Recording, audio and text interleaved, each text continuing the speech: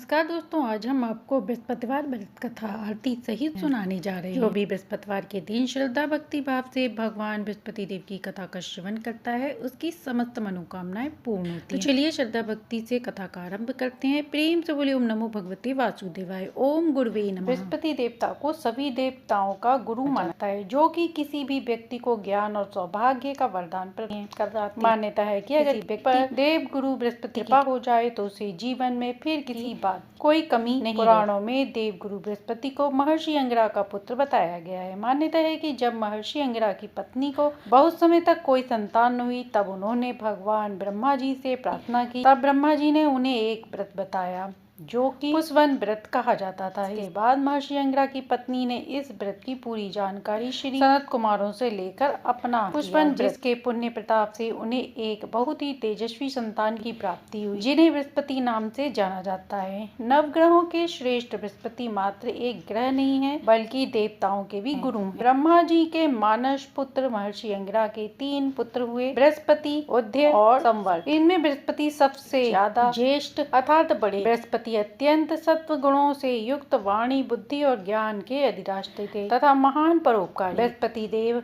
अपने एक रूप से देव पुरोहित के रूप में इंद्र सभा ब्रह्म सभा में विराजमान रहते हैं और दूसरे से ग्रह के रूप में प्रतिष्ठित होकर नक्षत्र मंडल में विराजमान रहते हैं। बृहस्पति देव के देवताओं के गुरु बनने के पीछे एक अत्यंत सुंदर कथा स्कंद पुराण में वर्णित है, जिसके अनुसार एक समय देव गुरु बृहस्पति ने काशी में शिवलिंग की स्थापना कर घोर तपस्या की। तपस्या करते हुए 10,000 वर्ष तब महादेव उस शिवलिंग से प्रकट हुए और बृहस्पति देव से कहने लगे, मैं तुम्हारी तपस्या से अत्यंत प्रसन्न, अपना अभिष्ट वर मांगो। अपने सामने उन्होंने अत्यंत प्रकाशवान तेजोमय शिव को देखकर बृहस्पति उनकी स्तुति करने लगे और बोले, हे जगन्नाथ, आप त्रिगुण जरा मरण से रहित त्रिजंगम्य भक्तों का उद्धार करने वाले और शरणागत वत्सल हैं। आपके दर्शन से ही मैं कृत्य हो गया हूँ। मेरी समस्त कामनाएं पूरी हो गई हैं, अतः अब मुझे कुछ भी प्राप्त नहीं करना है। बृहस्पति देव की ऐसी स्तुति सुनकर महादेव ने और भी अधिक प्रसन्न होकर उन्हें अनेक वर दिए और कहा,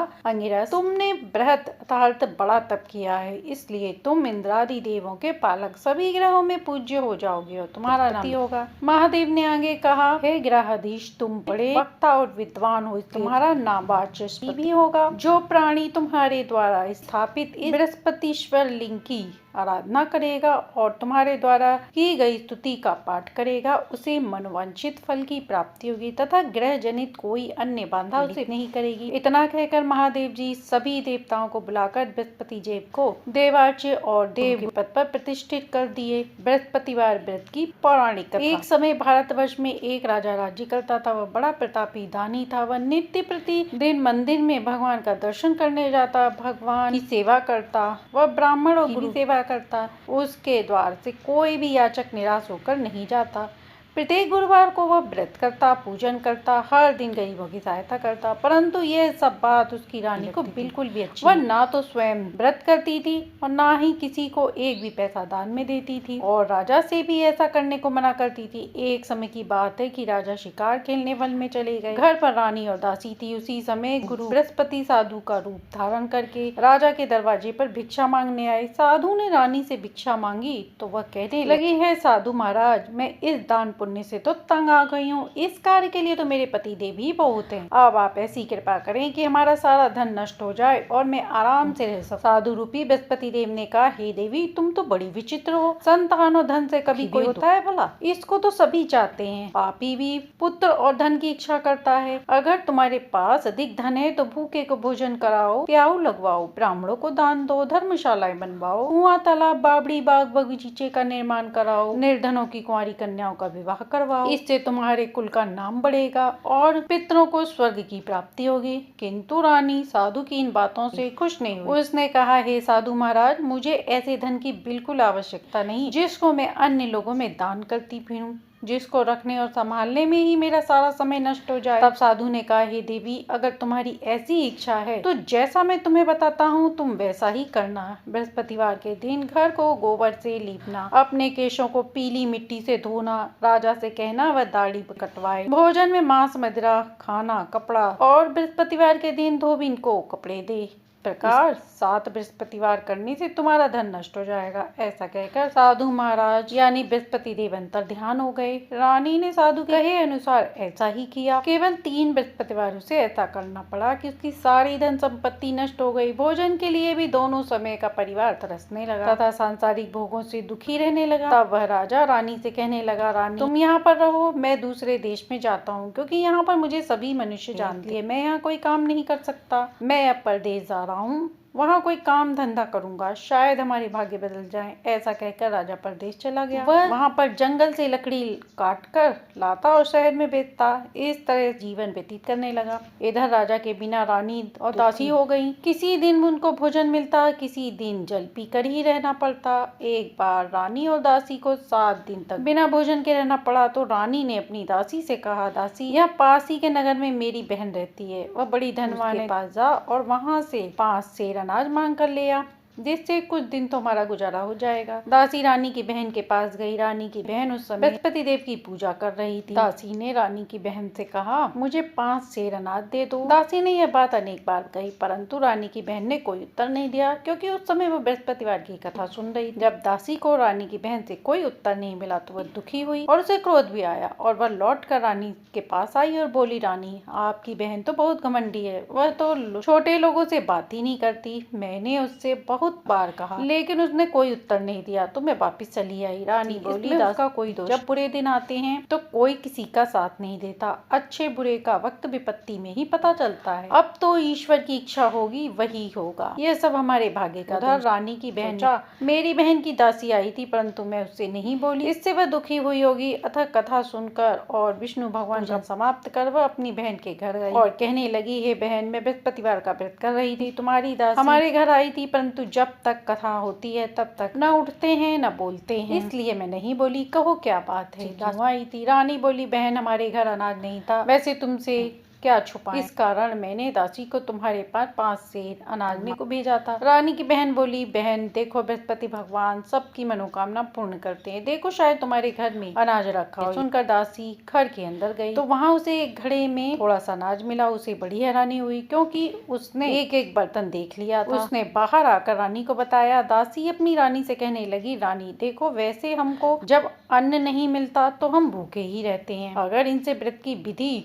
और कथा पूछ ली जाए तो उसे हम भी किया करें। दासी के कहने पर रानी ने अपनी बहन से बृहस्पति व्रत के बारे में पूछा। उसकी बहन ने बताया, रानी बृहस्पतिवार को सूर्योदय से पहले उठकर स्नान आदि करके बृहस्पतिवार का व्रत करना चाहिए, लेकिन उस दिन सिर नहीं धोना चाहिए। बृहस्पतिवार के दिन व्रत में चने की दाल मुनक्के से भगवान विष्णु के केले के वृक्ष की पूजा करें, दीपक जलाएं, उस दिन एक ही समय भोजन करें, पीले वस्त्र पहने और खाने में भी पीला पदार्थ यूज करें तथा कथा कहानी सुने और आरती करें। इस प्रकार करने से भगवान बृहस्पति देव प्रसन्न होते हैं, अन्न पुत्र धन देते हैं और मनोकामना पूर्ण करते हैं। व्रत और पूजन की विधि बताकर रानी की बहन अपने घर आ गई। रानी और दासी दोनों ने निश्चय किया कि बृहस्पति देव भगवान का पूजन जरूर करेंगी। 7 दिन बाद जब बृहस्पतिवार आया तो उन्होंने व्रत रखा, गुड़साल से गुड़ लाकर चना तथा भगवान विष्णु का पूजन किया। अब पीला भोजन कहाँ से आए? दोनों बड़ी दुखी हुई, परंतु उन्होंने व्रत किया था, इस कारण बृहस्पति देव भगवान प्रसन्न थे। एक साधारण व्यक्ति के रूप में आए, 2 थाली में सुंदर पीला भोजन देकर चले गए। दासी को भोजन देकर बोले, दासी यह भोजन तुम्हारे और तुम्हारी रानी के लिए है, तुम दोनों भोजन कर लेना। दासी भोजन पाकर बहुत प्रसन्न हुई और रानी से बोली, रानी जी भोजन कर लो। रानी को भोजन आने के बारे में कुछ नहीं पता था, इसलिए वह दासी से बोली, जा तू ही भोजन कर ले, क्यों व्यर्थ में मेरी हंसी उड़ा रही। तब दासी बोली, रानी एक व्यक्ति भोजन देकर गया है। अब रानी कहने लगी, वो भोजन तेरे लिए ही देकर गया होगा, तू ही भोजन कर ले। दासी ने कहा, वह भी हम दोनों के लिए 2 थाली में भोजन दे के गया है, इसलिए मैं और आप दोनों एक साथ भोजन करेंगे। फिर दोनों ने गुरु भगवान को नमस्कार किया और भोजन किया। इसके बाद वे प्रत्येक बृहस्पतिवार को गुरु भगवान का व्रत और पूजन करने लगे। बृहस्पति भगवान की कृपा से उनके पास धन होने लगा, परंतु रानी फिर से पहले की तरह आलस्य करने लगी। तब दासी बोली, देखो रानी, तुम पहले भी इसी तरह आलस्य, तुम्हें धन रखने में कष्ट होता था, इस कारण सभी धन नष्ट हो गया।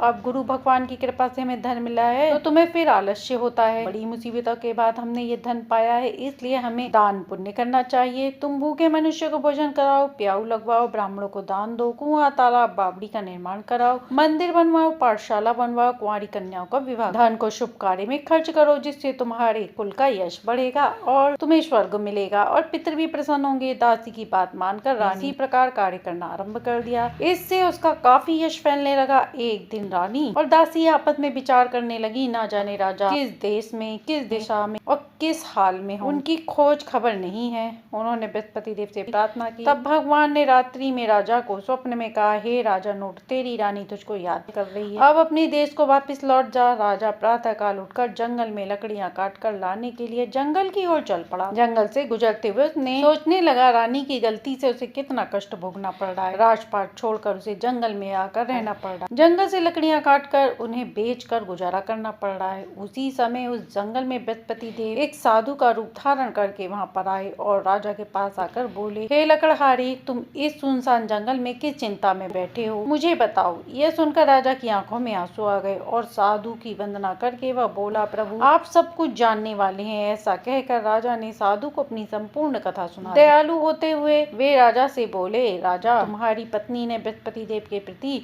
अपराध किया था, जिसके कारण तुम्हारी यह दशा हुई है। अब तुम किसी प्रकार की चिंता मत करो, भगवान तुम्हें पहले से अधिक धन देंगे। देखो, तुम्हारी पत्नी ने बृहस्पतिवार का व्रत करना आरंभ कर दिया है। अब तुम भी बृहस्पतिवार का व्रत करके चने की दाल और गुड़ एक लोटे में डालकर केले के वृक्ष की पूजा करो, फिर कथा कहानी सुनो, भगवान तुम्हारी कामना को पूर्ण करेंगे। साधु को प्रसन्न देखकर राजा बोले, प्रभु, मुझे लकड़ी बेचकर इतना पैसा नहीं मिलता जिससे भोजन करने के उपरांत बचा सकूं, और मैंने रात्रि में अपनी रानी को व्याकुल देखा है। मेरे पास कोई साधन नहीं जिससे उसका समाचार पा सकूं। फिर मैं बृहस्पति देव की क्या कहानी कहूं, मुझे तो इस बारे में कुछ भी नहीं मालूम। साधु ने कहा, राजा, तुम किसी बात की चिंता मत करो। बृहस्पतिवार के दिन तुम रोजाना की तरह लकड़ियां लेकर शहर में जाओ। तुम्हें रोज से दुगना धन प्राप्त होगा, जिससे तुम भली भांति भोजन कर लोगे और बृहस्पति देव की पूजा का सामान भी ले आओगे। बृहस्पतिवार की कथा इस प्रकार है। प्राचीन काल में एक बहुत ही निर्धन ब्राह्मण था। उसके कोई संतान नहीं थी। वह नित्य पूजा पाठ करता, परंतु उसकी पत्नी बहुत मलिनता से रहती। वह ना तो स्नान करती, न किसी देवता का पूजन करती। प्रातः काल उठते ही सबसे पहले भोजन करती, बाद में कोई अन्य कार्य। ब्राह्मण देवता बहुत दुखी रहते थे। पत्नी को बहुत समझाते, परंतु कोई असर न हुआ। भगवान की कृपा से ब्राह्मण की पत्नी की एक कन्या हुई। वह कन्या अपने पिता घर में बड़ी होने लगी। वह बालिका प्रातः स्नान करके भगवान विष्णु का पूजन करती। बचपन से ही बृहस्पतिवार का व्रत करती। पूजा पाठ समाप्त कर स्कूल जाती। रास्ते में अपनी मुट्ठी भर में हाथ में जौ लेकर जाती और पाठशाला के मार्ग पर डालती जाती। वही जौ सोने के हो जाते। लौटते समय उन्हें बीन कर घर ले आती। एक दिन वह बालिका सूप से उन सोने के जौ को फटक रही। तभी उसकी माँ ने देख लिया और कहने लगी, बेटी, सोने के जौ को फटकने के लिए सोने का चाहिए। दूसरे दिन गुरुवार था। उस कन्या ने व्रत रखा और बृहस्पति देव से प्रार्थना करके कहा, प्रभु, यदि मैंने सच्चे मन से आपकी पूजा की है तो मुझे सोने का दे दो। बृहस्पति देव ने उसकी प्रार्थना स्वीकार कर ली। रोजाना की तरह वह कन्या जौ फैलाती हुई जाती थी पाठशाला और लौटते समय उन्हें बीन लाती थी। तो बृहस्पति देव की कृपा से सोने का सूप भी मिल गया। अब वह उसे भी घर ले आई और उसी से जौ साफ करने लगी, परंतु उसकी माँ का वही ढंग रहा। एक दिन की बात है, वह कन्या सोने के सूप में जौ साफ कर रही थी। उस समय नगर का राजकुमार वहाँ से होकर निकला। उस कन्या के रूप और सोने के सूप से जौ को साफ करते देख वह उस पर मोहित हो गया। राजमहल में आकर भोजन तथा जल त्याग कर उदास होकर लेट गया।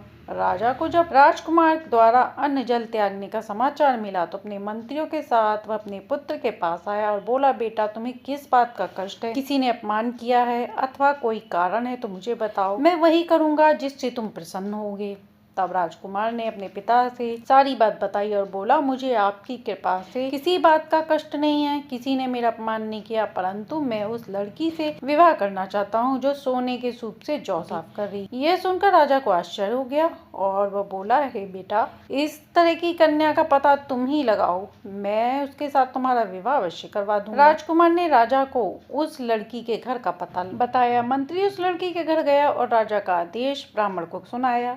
उस दिन ब्राह्मण की कन्या का विवाह राजकुमार के साथ संपन्न हो गया। कन्या के घर से जाते ही उस ब्राह्मण देवता के घर में पहले की तरह गरीबी आ गई। अब भोजन के लिए भी अन्न धन बड़े मिलता। एक दिन दुखी होकर ब्राह्मण अपनी पुत्री से मिलने गया। बेटी ने पिता की दुखी अवस्था को देखकर अपनी माँ का समाचार पूछा। ब्राह्मण देवता भी सभी हाल कह सुनाए। तब कन्या ने बहुत सारा धन देकर अपने पिता को विदा किया। इस तरह ब्राह्मण का कुछ समय तो सुखपूर्वक बीता। फिर वही हाल हो गया। ब्राह्मण फिर कन्या के यहाँ गया और सभी हाल कहा तो पुत्री कहने लगी, पिताजी अब माता को यहाँ पर ले आइए, मैं उन्हें यह विधि बताऊंगी जिससे उनकी भी गरीबी दूर हो जाए। अब ब्राह्मण देवता अपनी पत्नी के साथ अपनी पुत्री के राजमहल में वहाँ पहुँचे तो पुत्री अपनी माँ को समझाने लगी कि माँ तुम प्रातः काल उठकर स्नान पूजन करके भगवान विष्णु का पूजन करो जिससे सब दरिद्रता दूर हो जाएगी। परंतु उसकी माँ ने उसकी एक बात नहीं मानी। वह प्रातः काल उठकर अपनी पुत्री का झूठन खा ले। एक दिन उसकी पुत्री को बहुत गुस्सा आया। उसने एक कोठरी में सारा सामान निकालकर उसी में अपनी माँ को बंद कर दिया। प्रातः होने पर उसे स्नान आदि करा के पूजा पाठ कराया तो उसकी माँ की बुद्धि में कुछ फर्क आया। इसके बाद वह नियम से पूजा करने लगी और प्रत्येक बृहस्पतिवार का व्रत करने लगी। इस व्रत के प्रभाव से उसकी माँ भी बहुत धनवान हो गई और बृहस्पति देवता के प्रभाव से स्वर्ग को गई। वह ब्राह्मण भी सुख पूर्वक इस लोक का सुख भोग कर स्वर्ग को गया। इस तरह कहानी कहकर साधु महाराज वहाँ से अंतर ध्यान हो गए। धीरे धीरे समय बीतने लगा। बृहस्पतिवार का दिन आया। राजा जंगल से लकड़ी काट कर लाया, शहर में बेचने गया। उसे उस दिन और दिन से अधिक धन मिला। राजा ने गुड़ चना आदि लाकर बृहस्पतिवार का व्रत किया। उस दिन से उसके सभी कलेश दूर हो गए। परंतु जब अगला गुरुवार आया तो वह व्रत करना भूल गया। इस कारण बृहस्पति देव नाराज हो गए। उस दिन उस नगर के राजा ने विशाल यज्ञ का आयोजन किया था तथा अपने समस्त राज्य में घोषणा करवा दी कि कोई भी मनुष्य अपने घर में भोजन न बनाए और न ही आग जलाए। समस्त जनता मेरे यहाँ भोजन करे। इस आज्ञा को जो नहीं मानेगा उसे फांसी की सजा दी जाएगी। राजा भी आज्ञा अनुसार राज्य के सभी निवासी के साथ भोजन में सम्मिलित हुआ। लेकिन लकड़हारा कुछ देर से इसलिए राजा उसको अपने साथ महल में ले गए। जब राजा लकड़हारे को भोजन करा रहे थे तो रानी की दृष्टि उस खूंटी पर पड़ी जिस पर रानी का हार लटका हुआ था। उस हार को खूंटी निगल गई। रानी ने निश्चय किया कि हो न हो ये इसने ही मेरा हार चुराया। उसी समय सैनिक को बुलाकर लकड़हारे को कैद में डलवा दिया। जब लकड़हारा कारागार में पहुंच गया तो बहुत दुखी हुआ और विचार करने लगा कि ना जाने कौन से पूर्व जन्म के कर्म है कि मुझे इतना दुख प्राप्त हो रहा है। उसी समय साधु को याद करने लगा जो जंगल में मिले। तभी वह बृहस्पति देव साधु के रूप में प्रकट हुए और उसकी दशा देखकर कहने लगे, अरे मूर्ख, तूने बृहस्पतिवार का व्रत नहीं किया, इसी कारण तुझे ये दुख हुआ है। अब तू चिंता मत कर, बृहस्पतिवार के दिन कारागार के दरवाजे पर 4 पैसे मिलेंगे। उससे तू बृहस्पति देव की पूजा करना, तेरे सभी कष्ट दूर हो जाएंगे। अगले बृहस्पतिवार उसे कारागार के पास 4 पैसे मिले। राजा ने पूजन का सामान मंगवा कर कथा कहानी कही, प्रसाद बांटा। रात्रि में बृहस्पति देव ने उस नगर के राजा को स्वप्न में कहा, राजा तूने जिस आदमी को कारागार में बंद कराया है वह निर्दोष है, वह राजा है, उसे छोड़ दे। रानी का हार खूंटी पर लटका हुआ है, अगर तू ऐसा नहीं करेगा तो मैं तेरे राज्य को नष्ट कर दूंगा। राजा प्रातः काल उठा और खूंटी पर हार देखकर लकड़हारे को बुलाकर क्षमा मांगी तथा राजा के सुंदर वस्त्र आभूषण पहनवाकर उसे विदा किया।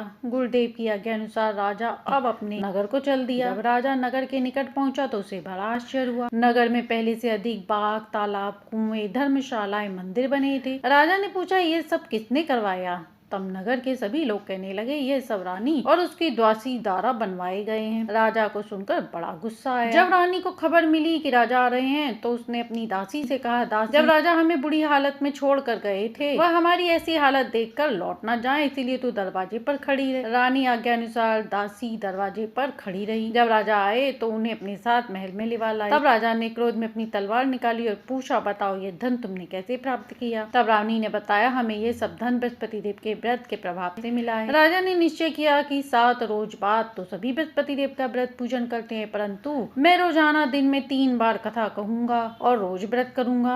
अब हर समय राजा दुपट्टे में चने की दाल बांधे रहते तथा 3 बार कथा कहानी कहते। एक दिन राजा ने विचार किया कि चलो अपनी बहन के यहाँ हो आते हैं। इस तरह निश्चय कर राजा घोड़े पर सवार होकर अपनी बहन के यहाँ गए। रास्ते में उन्होंने देखा कुछ आदमी मुर्दे को ले जा रहे हैं। उन्हें रोककर राजा कहने लगे, अरे भाइयों, मेरी बृहस्पति देव की कथा सुन लो। वे बोले, हमारा तो आदमी मर गया है, इसको अपनी कथा की पड़ी है। परंतु कुछ आदमी बोले अच्छा चलते चलते अपनी कथा सुनाते चलो। राजा ने दाल निकाली, कथा कहानी कहनी शुरू कर दी। जब कथा आदि हुई तो मुर्दा हिलने लगा और जब कथा समाप्त हुई तो मुर्दा राम राम कह के खड़ा हो गया। राजा आगे बढ़ा, उसे चलते समय शाम हो गई। आगे मार्ग में उसे किसान खेत में हल चलाता मिला। राजा उससे बोला भैया मेरी कथा सुन लो बृहस्पतिवार की। किसान बोला जब तक तुम्हारी कथा सुनूंगा तब तक हल से पूरा खेत जोत लूंगा, जाओ अपनी कथा किसी और को सुनाओ। राजा आगे चल दिए। राजा के हटते ही बैल पछाड़ खाकर गिर गए। किसान के पेट में दर्द होने लगा। उसी समय उसकी माँ रोटी लेकर खेत में आई। जब उसने ये सब देखा तो वह दौड़ी दौड़ी घुड़सवार के पास गई और उससे बोली भैया मुझे अपनी कथा कहानी सुना दो, मेरे खेत पर चलकर सुना दो। राजा ने लौटकर बुढ़िया माई के खेत पर जाकर कथा कहानी कही। कथा सुनते ही बैल खड़े हो गए और किसान के पेट का दर्द समाप्त हो गया। अब राजा अपनी बहन के घर पहुंचे। बहन ने भाई की खूब खातिरदारी करी। दूसरे दिन प्रातःकाल राजा जगे तो देखा कि सब लोग भोजन कर रहे हैं। राजा ने अपनी बहन से कहा कि कोई ऐसा व्यक्ति नहीं है जिसने बिना भोजन किया हो मेरी बृहस्पतिवार की कथा सुन ले। तो बहन बोली भैया ये ऐसा देश है, यहाँ पहले भोजन करते हैं बाद में कथा कहानी करते हैं, अगर पड़ोस में कोई हो तो देख कर आती हूँ। ऐसा कहकर बहन देखने गई, परंतु उसे कोई भी ऐसा व्यक्ति न मिला जिसे वो भूखा हो। फिर वह कुम्हार के घर गई जिसका लड़का बीमार था। उसे पता चला कि यह 3 दिन से कुछ भी नहीं खाया। रानी ने भाई की कथा सुनने के लिए कुम्हार से कहा तो वो तैयार हो गया। तब राजा ने जाकर बृहस्पतिवार की कथा कही जिसे सुनकर उसका लड़का ठीक हो गया। अब तो राजा की प्रशंसा चारों ओर होने लगी। एक दिन राजा ने अपनी बहन से कहा बहन अब मैं अपने घर जाऊंगा, तुम भी तैयार हो जाओ। राजा की बहन ने अपनी सास से अपने भाई के साथ जाने की आज्ञा मांगी तो सास ने कहा तुम चली जाओ, बालकों को मत ले जाना क्योंकि तेरे भाई की कोई संतान नहीं है। बहन ने अपने भाई से कहा भैया मैं तो चलूंगी परंतु कोई बालक नहीं जाएगा। राजा ने कहा जब कोई बालक नहीं चलेगा तो तुम जाकर क्या करोगे। फिर दुखी मन से राजा अपने नगर लौट आया। राजा ने अपनी रानी से कहा रानी हम निसंतान है इसलिए हमारे घर कोई आना पसंद नहीं करता, हम निर्वंशी राजा हैं। ऐसा कहकर बिना भोजन किए सैया पर लेट गया। रानी बोली प्रभु बृहस्पति देव ने हमें दिया है, वे अब हमें संतान भी देंगे। उसी रात बृहस्पति देव ने राजा को स्वप्न में कहा हे राजन सभी सोच को त्याग दे, तेरी रानी गर्भवती है। राजा को यह जानकर बड़ी प्रसन्नता हुई। 9वें महीने रानी ने सुंदर पुत्र को जन्म दिया। जब राजा की बहन ने यह शुभ समाचार सुना तो खुश हुई और बधाई लेकर अपने भाई के यहाँ आई। तभी रानी ने कहा घोड़ा चढ़कर तो नहीं आई, गधा चढ़कर आई हो। राजा की बहन बोली भाई इस प्रकार ना कहती तो तुम्हें संतान कैसी मिलती। बृहस्पति देव ऐसे ही हैं, जिसके मन में जो कामना होती है सभी की कामना को पूर्ण करते हैं। जो श्रद्धा भावना से बृहस्पतिवार की व्रत कथा सुनता है, कहता है अथवा सुनाता है, बृहस्पति देव उसकी समस्त कामनाएं पूर्ण करते हैं तथा उसकी सदैव रक्षा करते हैं। जो संसार में सद्भावना और सच्चे मन से बृहस्पति देव का पूजन करते हैं उनके घर में सुख शांति धन वैभव सब होता है। बोलिए बृहस्पति देव की जय। आइए सुनते हैं बृहस्पति देव की आरती। ओम जय बृहस्पति देवा स्वामी जय बृहस्पति देवा, छिन छिन भोग लगाऊं कदली फल में। ओम जय बृहस्पति देवा तुम पूर्ण परमात्मा तुम अंतर्यामी, स्वामी तुम अंतर्यामी। जगत पिता जगदीश्वर जगत पिता जगदीश्वर तुम सबके स्वामी। ओम जय बृहस्पति देवा चरणामित निज निर्मल सब पातक हरिता, स्वामी सब पातक हरिता।